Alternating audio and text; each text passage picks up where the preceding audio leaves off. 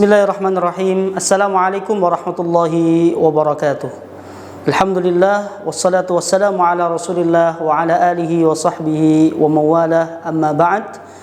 Para mahasiswa sekalian, bertemu kembali pada mata kuliah Ulumul Hadis di program studi Pendidikan Agama Islam Fakultas Agama Islam Universitas Muhammadiyah Yogyakarta. Dan insya Allah pembahasan kita pada kesempatan kali ini adalah tentang komponen-komponen ataupun unsur-unsur yang terdapat di dalam hadis. Para mahasiswa sekalian, terdapat 3 ataupun 4 komponen utama ataupun unsur-unsur yang terdapat di dalam sebuah hadis. Sebagian ulama mengatakan ada 3 komponen, yaitu sanad, rawi, dan matan. Namun sebagian yang lain ada yang menambahkan satu unsur ataupun komponen di dalam hadis, yaitu mukharrij. Kita mulai yang pertama dari sanad. Sanad secara bahasa atau secara etimologi mempunyai arti sebuah sandaran ataupun sesuatu yang bisa dijadikan sandaran. Dan secara istilah yang dimaksud dengan sanad adalah silsilatur ruwat alladzina naqalul haditha wahidan 'anil akhar hatta yablughu bihi ila qaili, yaitu silsilah para perawi hadis yang menukilkan hadis dari satu perawi kepada perawi yang lain, atau dari perawi pertama sampai perawi yang terakhir dan sampai kepada pembicaranya, yaitu Rasulullah Sallallahu Alaihi Wasallam. Jadi sanad ini adalah silsilah para perawi hadis.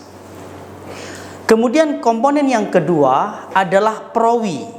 Ya, jadi tadi kalau sanad adalah silsilahnya, nah sedangkan perawi atau ar-rawi secara bahasa adalah orang yang meriwayatkan atau memberitakan sebuah hadis.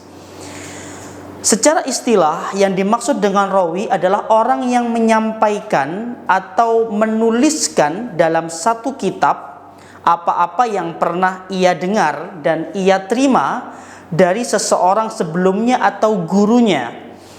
Nah, bentuk jamak dari ar-rawi ini adalah ar-ruwat, dan perbuatan menyampaikan hadis itu disebut dengan meriwayatkan hadis.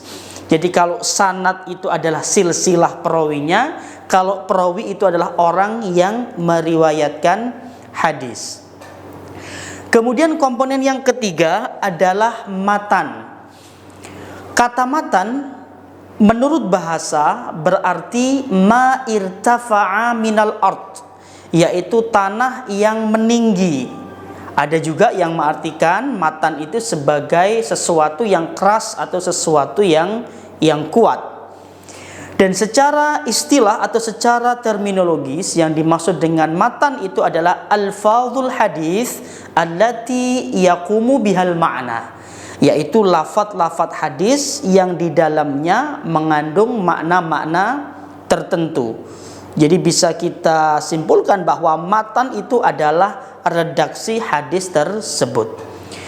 Kemudian komponen yang terakhir bagi para ulama yang membedakan antara perawi dengan mukharrij, ya. Jadi ada mukharrijul hadis, ya, yaitu secara bahasa mukharrij berasal dari isim fa'il dari kata kharraja yukharriju takhrijan, pelakunya adalah mukharrijun, atau bisa diartikan mukhrij dari kata akhraja yukhriju, yaitu seseorang ya, atau perbuatan yang seseorang yang mengeluarkan sesuatu.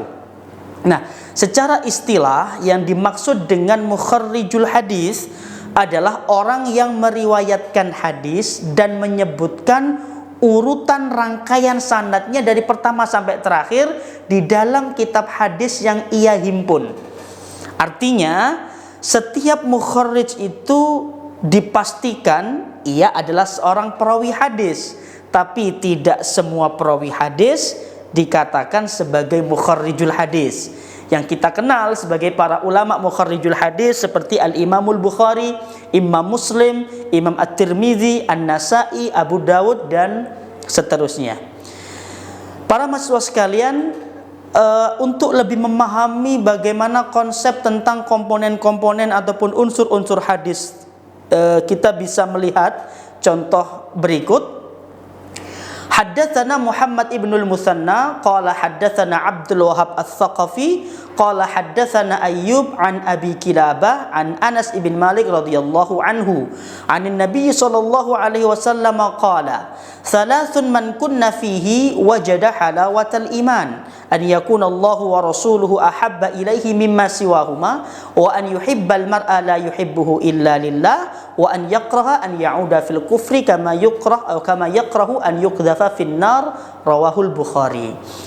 Kalau kita melihat semua komponen hadis ini, bisa kita jelaskan bahwa nama-nama yang diwarnai, ya, Muhammad bin Musanna, Abdul Wahhab Ats-Tsaqafi, kemudian Ayyub, ya, kemudian berikutnya Abi Qilabah dan Anas bin Malik, termasuk Al-Imamul Bukhari. Nama-nama yang diwarnai itu disebut dengan perawi, ya. Sedangkan urutan dari Muhammad bin Musanna sampai kepada Anas bin Malik itu disebut dengan sanad. Dan setelah kalimat qala itu, ya, salasun sampai finnar yang berwarna hitam itu disebut dengan matan, yaitu redaksi hadis tersebut. Dan Al-Bukhari yang berwarna merah itu adalah mukharrijul hadis, ya, termasuk di dalamnya beliau adalah seorang perawi hadis. Nah, maka bisa kita lihat di sini Muhammad bin Musanna itu adalah sanad pertama karena pertama kali disebutkan di dalam hadis tersebut, ya, tapi dia adalah rawi yang kelima, yaitu rawi yang terakhir yang paling jauh dari Rasulullah sallallahu alaihi wasallam. Kemudian Abdul Wahhab Ats-Tsaqafi adalah sanad kedua dan rawi yang keempat. Ayyub adalah sanad ketiga dan rawi yang ketiga. Kemudian Abi Qilabah sanad yang keempat, kemudian beliau adalah rawi yang kedua. Dan yang terakhir adalah Anas bin Malik, beliau adalah sanad kelima, ya, karena yang paling terakhir, ya, tapi beliau adalah rawi yang pertama karena yang paling dekat dengan Rasulullah sallallahu alaihi wasallam. Dan Imam Al-Bukhari adalah seorang perawi yang terakhir sekaligus mukharrijul hadis. Demikian pembahasan kita pada komponen-komponen hadis. Semoga bisa menjadi wawasan keagamaan kita khususnya di dalam bidang ulumul hadis. Semoga bermanfaat. Wassalamualaikum warahmatullahi wabarakatuh.